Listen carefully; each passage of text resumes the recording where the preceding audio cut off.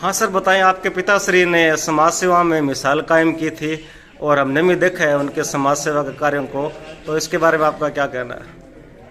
नमस्कार। पिताजी एक पिताजी नहीं, वो मेरे शिक्षक भी थे। बचपन से मैं उनके साथ उनके ही सानिध्य में रह के पढ़ा था। 10वीं तक गांव में उनके साथ पास ही शिक्षा ग्रहण की।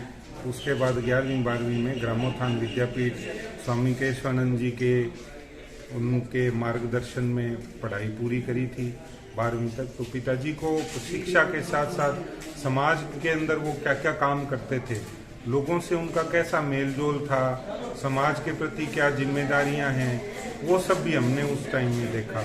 जैसे अपने छोटे भाइयों को पढ़ाना, भांजे भांजियों को पढ़ाना, अड़ोस पड़ोस में भी जो भाई मित्र हैं उन सब के बच्चों को भी पढ़ने के लिए मोटिवेट करना, सारे गांव के बच्चों को पढ़ाई के लिए मोटिवेट करना।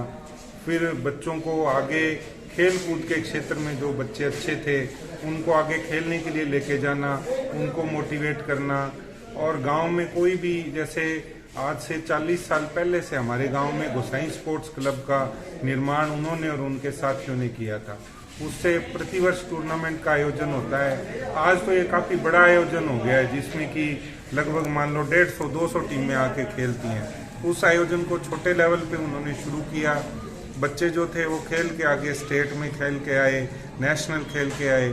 तो आज ये स्थिति है कि गांव में लगभग 40-45 लोग जो हैं वो पीटीआई, रेलवे में, आर्मी में, पुलिस में नौकरी लग गए हैं। तो खेल कूद के प्रति बच्चों को जागरूक किया और उनको आगे बढ़ाया।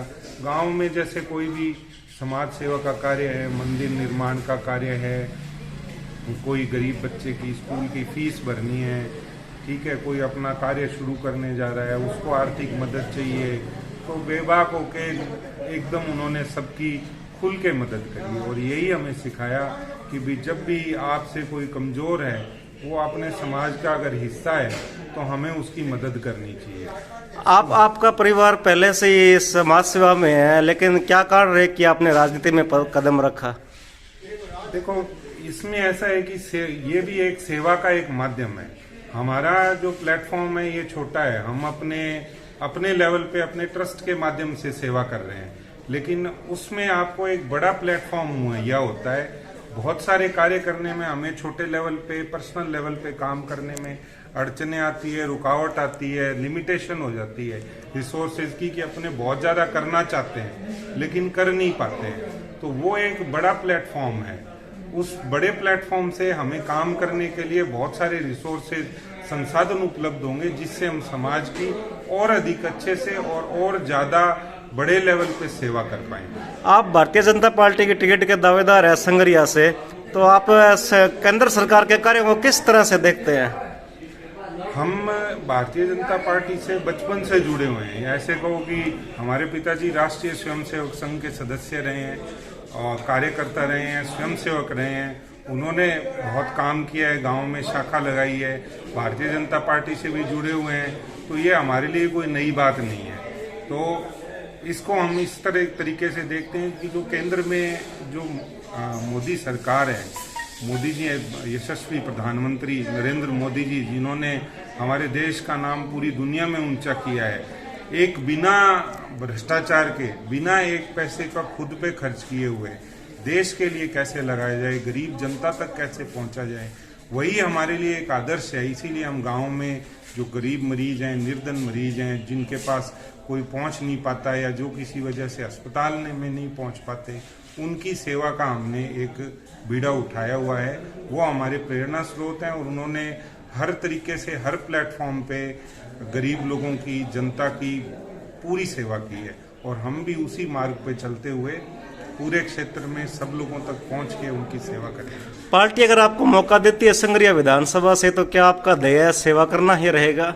हमारा ध्येय सेवा करना भी है, प्लस जो कुछ चीजें हैं, खामियां हैं, जो कि हम देखते रहते हैं कि हर बात खबर में आके रुक जाती है, उस पर क्रियान्वयन नहीं होता है। बहुत सारी समस्याएं हैं।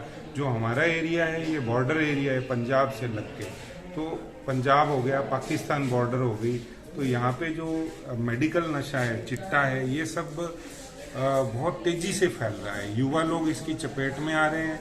परिवार के परिवार बर्बाद हो रहे हैं।